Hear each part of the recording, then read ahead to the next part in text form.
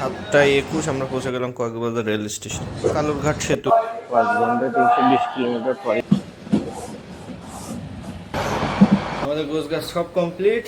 আমরা এখন বেরিয়ে যাচ্ছি বেনাপোল এক্সপ্রেসে ঢাকা, তারপরে কক্সবাজার এক্সপ্রেসে আমরা কক্সবাজার চলে যাবো। সাথে আমার বাবা আছে, সবাই আমাদের জন্য দোয়া করবেন। বাসা থেকে একটি অটো নিয়ে কোটচাঁদপুর রেল স্টেশনের উদ্দেশ্যে রওনা করলাম।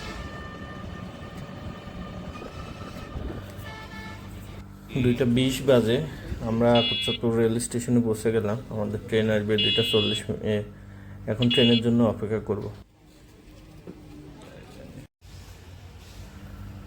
নির্ধারিত সময়ে 6 মিনিট দেরিতে বেনাপোল এক্সপ্রেস কোটচাঁদপুর রেল স্টেশনে ঢুকে পড়ে।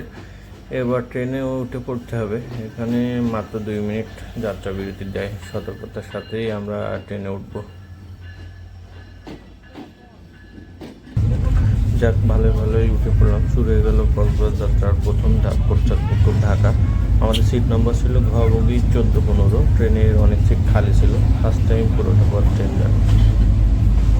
আমরা খুব এক্সাইটেড ছিলাম। বেনাপোলে টিকিট পাওয়া সহজ হলো, কক্সবাজার টিকিট পাওয়া মোটেও সহজ না। ট্রেনের ভিতরের অবস্থা একটু দেখায় আপনাদের। শোভন চেয়ার ও স্নিগ্ধার মধ্যে শুধুমাত্র এসি নন এসি পার্থক্য। সিট একই, চেয়ার পাশাপাশি 3টি ও 2টি সিট।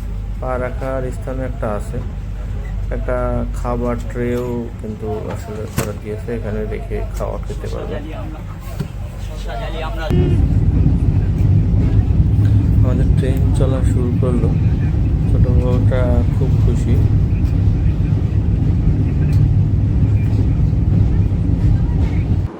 ট্রেন চলছে আর আমরা চারিদিকে প্রাকৃতিক সৌন্দর্য উপভোগ করতে করতে ছুটে চলছি। সবুজ গাছপালা, বিস্তীর্ণ সবুজ ধান ক্ষেত, ট্রেন থেকে খুব চমৎকার লাগছিল।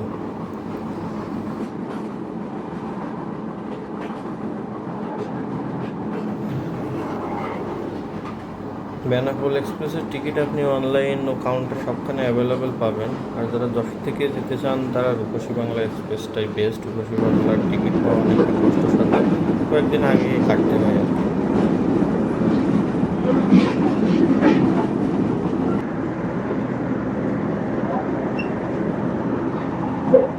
চারপাশে মনোরম দৃশ্য দেখতে দেখতে কখন যে ফরিদপুর স্টেশন পৌঁছে গেলাম বুঝতেই পারলাম। 5:41 বাজে আমরা এখন ফরিদপুর স্টেশনে।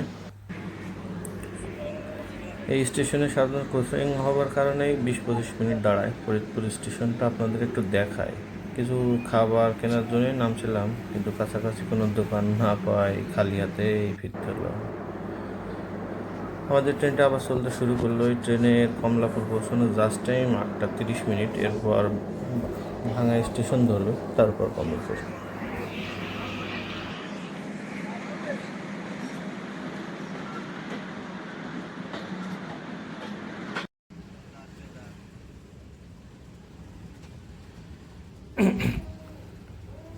আমরা এখন ভাঙা স্টেশন পার হচ্ছি।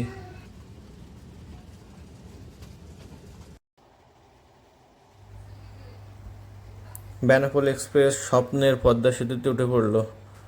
সেতু এবং এক্সপ্রেসের স্ট্রিট লাইটের আলো খুব চমৎকার লাগছে ট্রেন থেকে। ট্রেনের স্পিড ঘন্টায় 90-95 কিলোমিটার। সত্যি যা স্বপ্নের মতো ছিল। রাতে ঢাকা ট্রেন থেকে খুবই সুন্দর লাগছিল, তবে ওভারব্রিজ রেল ট্র্যাকের কারণে ভাঙা থেকে কমলাপুর ট্রেন প্রচণ্ড শব্দ করে।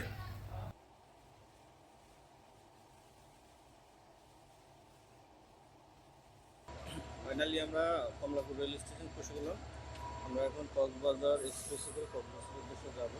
হাতে মোটামুটি 1.5 ঘন্টার মতো সময় আছে। 1.5 ঘন্টা একটু রেস্ট নেব এবং নাস্তা সেরে তারপরে 10:30টায় কক্সবাজার এক্সপ্রেসে আমরা কক্সবাজার যেতে পারি।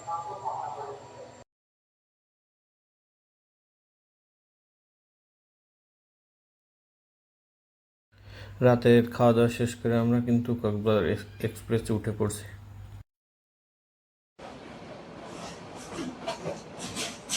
11:16 বাজে ছেড়ে দিল। এটা মোটামুটি 11টার সময় 11:30 ছিল, যদি 16 মিনিট লেট। সার্চে তারপরে আসলে কক্সবাজার এক্সপ্রেসে টিকিট পাওয়া কত কষ্টের, যদিও সৌভাগ্যক্রমে আমি পেয়েছি। এবং এই কক্সবাজার এক্সপ্রেস ভ্রমণের পুরো অভিজ্ঞতা আমাদেরকে শেয়ার করবো। এটা আমার প্রথম ব্লগ, সবাই আমার সাথে থাকবেন আশা করি। ধন্যবাদ। চলে দেখি কী কী আছে সামনে। 11:37 আমাদের ট্রেনটি এখন বিমানবন্দর স্টেশনে এসে দাঁড়ালো এবং এখানে 5 মিনিটের বিরতি। আমাদের ট্রেনটি বিমানবন্দর স্টেশন ছেড়ে দিল এবং এর পরবর্তী স্টপেজ চট্টগ্রাম স্টেশন। এর ভিতরে কোথাও দাঁড়াবে না। এই ট্রেনটি মূলত নন স্টপ ট্রেন। এখন বাজে 4:13 হয়ে গেছে, আর কিছুক্ষণ পরে তো আজান দেবে। তো আমাদের ট্রেনটি এখন চিটাগাং স্টেশনে ঢুকছে। এইখানে মোটামুটি 20 মিনিট থামবে, তারপরে উল্টার দিকে ট্রেনে আবার কক্সবাজার। আমরা এখন চিটাগাং রেল স্টেশনে এবং আমি নিচে নামছি কিছু খাবার কেনার জন্য। আসলে পানি ছিল না, আমাদের পানি পুড়ে গেছিলো সেই পানিটার জন্য। 20 মিনিট যাত্রা বিরতি শেষে আমাদের ট্রেন আবার ছেড়ে দিল। আমরা এখন পার হচ্ছি সেই ঐতিহাসিক কালুরঘাট সেতু।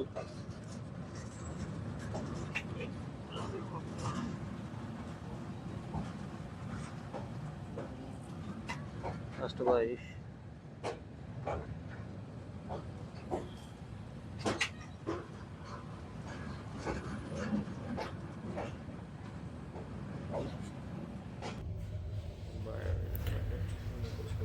এই হলো কক্সবাজার এক্সপ্রেস টয়লেটের অবস্থা। এই যে সবুজ বাটন, এটা ফ্লাশ। বাঙালি আসলে কোনো কিছুই যত্ন করে রাখতে পারে না, এটা তার প্রমাণ। সকাল হতে কক্সবাজার এক্সপ্রেস যেন নতুন রূপে হাজির হলো। দুই ধারে সবুজ পাহাড়, মাঝখানে দ্রুত গতিতে ছুটে চলছে আমাদের ট্রেন।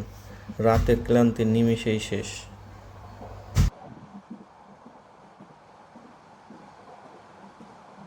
চকরিয়া রেল স্টেশন, এই স্টেশনগুলো সব নতুন তৈরি।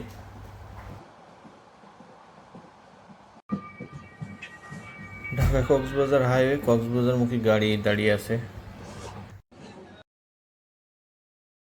সকাল 7:21 আমাদের ট্রেন কক্সবাজার রেল স্টেশন ঢুকে পড়লো।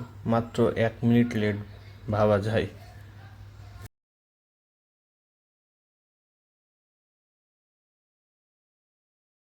যশোর বসে কক্সবাজার এক্সপ্রেসের টিকিট পেতে আপনাকে রেল সেবা অ্যাপ অথবা eticket.com থেকে অনলাইনে কাটতে হবে। যদিও টিকিট পাওয়া কষ্টকর, তবে 10 দিন আগে ট্রাই করলে টিকিট পাওয়া যায়। আমরা রেল সেবা অ্যাপ থেকেই কাটছিলাম।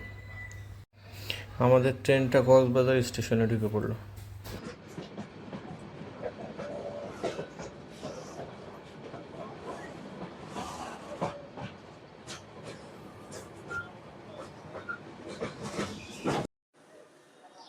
দীর্ঘ 17 ঘন্টা ট্রেন জার্নি শেষে আমরা কক্সবাজার রেল স্টেশনে পৌঁছে গেলাম। এখানে আসতে অনেক হ্যাসেল হয়েছে, তারপরেও আসলে আল্লাহর মতো ভালোভাবে পৌঁছেছি। বাবা একটা হাসি করো না, হাসি করার কোনো ইচ্ছা নেই। পানি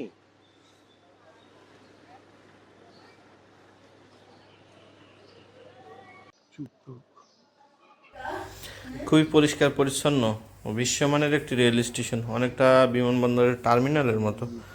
আন্তর্জাতিক মানের সকল সুযোগ সুবিধা কিন্তু এখানে আপনি পেয়ে যাবেন।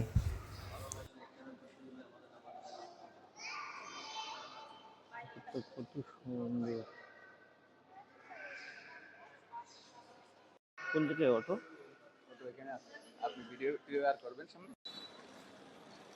স্টেশনের ভিতর থেকে বাইরের দৃশ্যটা আরও বেশি সুন্দর। বাইরে বেরিয়েই সামনে অটো পাবেন, রিজার্ভ নেবে 200 টাকা, তবে দামাদামি করলে কিছু কমেও পেতে পারে। আমরা 150 টাকা দিয়ে একটা অটো নিয়েছি।